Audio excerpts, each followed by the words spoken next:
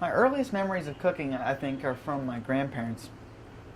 Whenever my grandmother would come down and we would go visit her, she would always make chocolate chip cookies, and she was always good at involving us in the recipe. And then also my grandfather, I think when I first realized that cooking was was something that people did, he would always just do something simple, just cut up onions and put it in a frying pan, and that's just always a wonderful smell. And he was the one that showed me that, and just how easy that was, and I think that gave me the confidence, you can just throw anything in a pan and cook it. And anyway, those are my two earliest memories, the chocolate chip cookies and onions. Well, why do you personally like cooking? I love food. Just love all types of food, and I love eating. I eat way too much. Yeah. Now, is there an ingredient or anything like that you kind of is a go-to or a staple in your kitchen? Mm-hmm. Garlic. Yeah, I love garlic. Especially summertime, I love tomatoes, olive oil. Yeah. Okay. Those are some of my favorite. Well, tell me about your mindset when you get into the kitchen. What are you like in the kitchen? I still feel like I have a lot to learn in the kitchen, and so I try as much as possible to follow the recipes.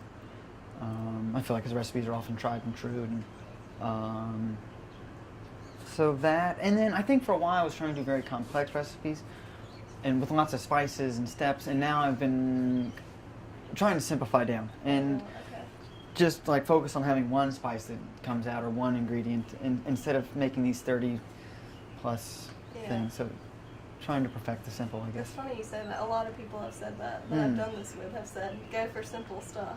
Yeah.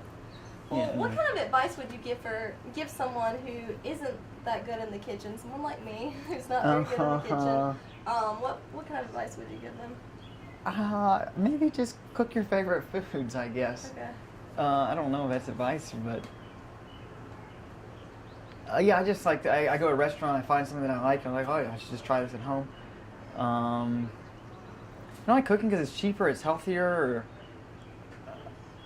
Plus, it's like an activity that you're doing that's not sitting in front of the computer or iPod or whatever. Yeah, so.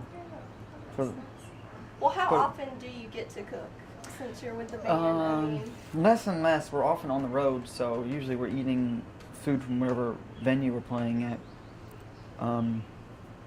But I still try to as much as possible. Yeah. Okay. Do you ever actually cook for the band? A couple times. Actually, this recipe we're doing today, the crepes, I've made one time for the band. One morning we had, I guess, a morning practice, so I made crepes for practice. What did they think about them? Oh, they like them. They like them. Yeah. Well, tell me again. You kind of went over it in there, but tell me again, about this recipe that we're making today. This recipe is a French recipe. The crepes comes from my fiancée, who is French. She would make them with her mother, I guess, every weekend, and so she showed me the recipe. Usually, when we're together, she makes them. I don't make them. But the recipe is pretty simple. It's 1-to-1 ratio of flour and milk, a half liter, which I'm not sure how much that is in converting to American standard, and then 2 eggs, a little bit of sugar, and then you check the consistency after you mix it all together. It needs to be pretty thin, so much more closer to a water consistency more than like a chunky consistency. And then you cook it on high and make sure you don't burn it. Why do you like this recipe? I think it's simple. It was novelty for me because I don't.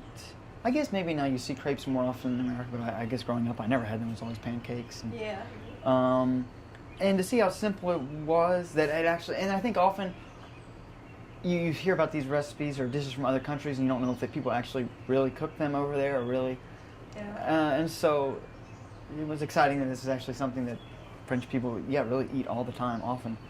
And to have, and I think the recipe comes to life when someone personally shows it to you, for sure, and there's a history to it. Yeah.